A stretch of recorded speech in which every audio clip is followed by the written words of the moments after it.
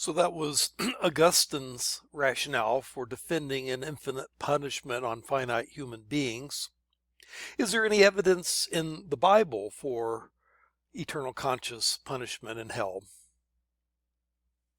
Well, you have Matthew 25, verse 46, which summarizes the Last Judgment by saying, then they will go away to eternal punishment, but the righteous to eternal life.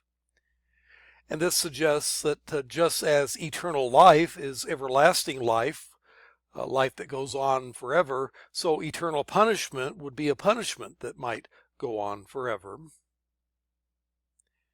The word for eternal in both cases is aionios, and again the parallelism between the eternal punishment and the eternal life suggests that both last forever. Jude speaks of experiencing eternal fire, and what's the point of an eternal fire unless there's eternally someone to be punished by it? They will suffer the punishment of eternal fire. Revelation 14 and verse 11, this is one of the stronger verses. And the smoke of their torment will rise forever and ever, and there will be no rest day or night for those who worship the beast and its image, or for anyone who receives the mark of its name. The smoke of their torment goes up forever and ever, and so that suggests eternal conscious punishment, torment. Revelation 10 and verse 20 and verse 10, and the devil who deceived them was thrown into the lake of burning sulfur, where the beast and the false prophet had been thrown, and they will be tormented day and night forever and ever. So one view is eternal conscious punishment.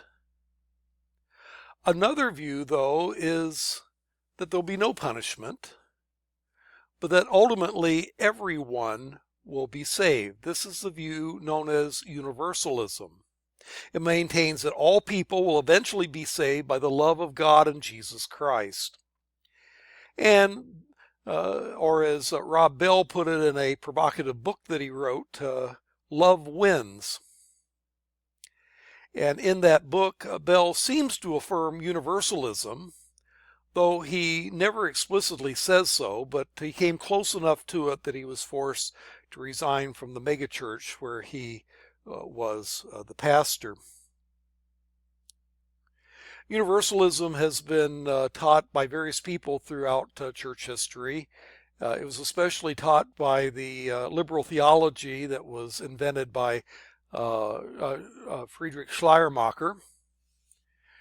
He rejected the doctrine of the inerrancy of Scripture. He also rejected the doctrine of the virgin birth and the deity of Christ, and he rejects the doctrine of hell. Liberals make hell merely a metaphor for suffering in the here and now. And they would argue against the doctrine of hell by saying, well, how can a loving God condemn people to hell? It doesn't seem very loving. Some wonder if the church father Origen was a universalist. Origen, who died in 254, was accused of advocating a theological system that demands that in the end all persons would be redeemed by Christ, including the devil and evil angels. And this was based in part on the absolute sovereignty of God, and that God's will is that none will perish. God is not willing that any should perish, but all should come to repentance. That's 2 Peter 3 and verse 9. And if God's will is absolutely sovereign, then all will come to repentance, and none will perish. Well, anyway, Origen was accused of such a view, though whether or not he actually held to that view, we will never know. Though it may not describe accurately Origen's own view, it was found among Origen's followers after his death.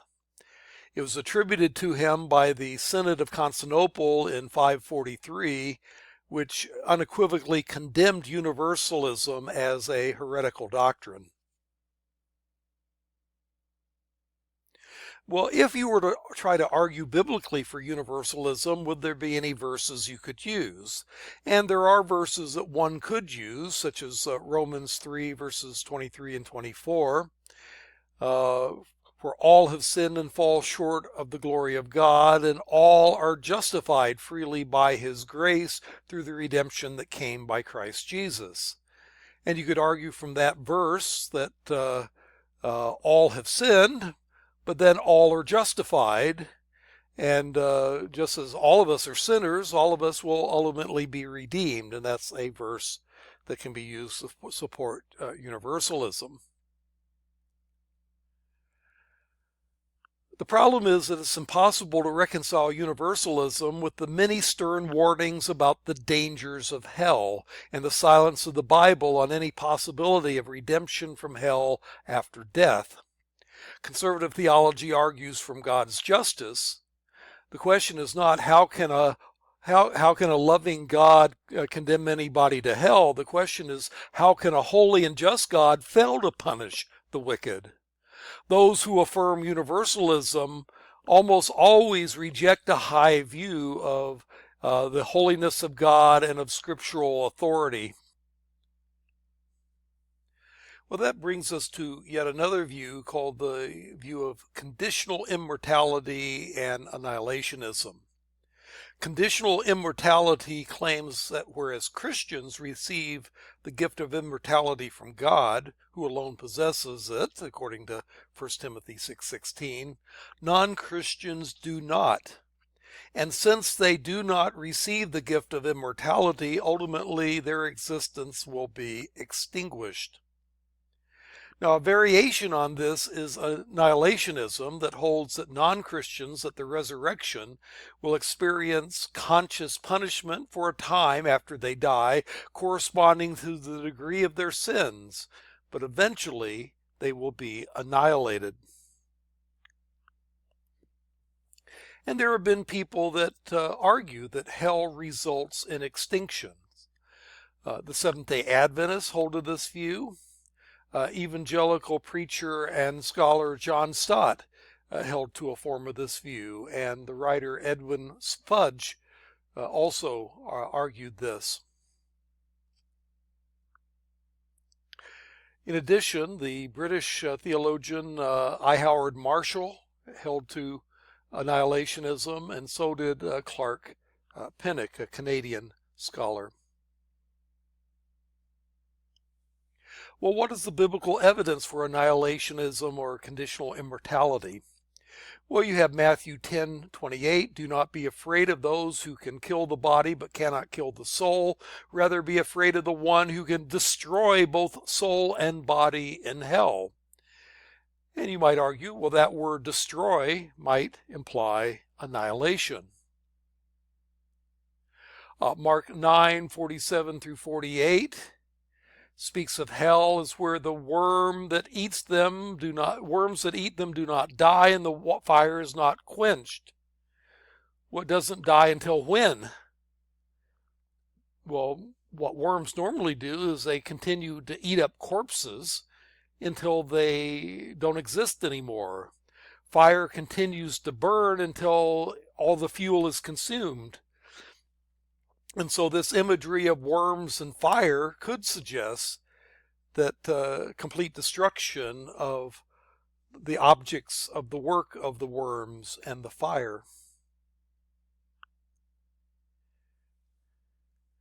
This passage, by the way, draws this language of hell from Isaiah 66 and verse 24. And so worms and fire might suggest constant torment. That's how traditional interpreters have looked at it. But to the conditional immortality or annihilationist folks, it might suggest complete destruction. John 3:16 For God so loved the world that he gave his only begotten Son, that whoever believes in him shall not perish, but have eternal life. Well, it uses the language of perish. Well, perish sounds like annihilation. Revelation 20 and verse 14, then death and Hades were thrown into the lake of fire. This is the second death, the lake of fire. And again, death could imply extinction. Well, why is it that some people would like for this annihilationist or conditional immortality view to be true? Well, it does soften the moral problem of hell. The question that's raised against the doctrine of hell, how can a good God be an eternal tormentor? Well, if you hold to the view of conditional immortality, he's not an eternal tormentor. There may be some punishment corresponding to the sins that people have done, but ultimately they cease to exist. They cease to be tormented. It also answers the problem of, is it fair to punish infinitely finite sins? Would not such a punishment exceed the crime? And so annihilationism says that the damned are punished corresponding to their sins, after which they fall into unconsciousness and cease to exist. The argument against annihilationism includes the passages that we quoted earlier, such as Revelation 20 and verse 10, where the devil and those in the lake of fire are tormented day and night forever and ever. And the same thing in Revelation 14 and verse 11, speaking about the smoke of their torment going up forever and having no rest day or night. Those are verses that are difficult to reconcile with the annihilationist view. Now, the doctrine of hell is nonetheless important. It should motivate unbelievers to repentance and believers to evangelistic zeal. The world is going to hell. We need to do something about it. And that brings us then to the new heavens and the new earth and the fate of the righteous dead.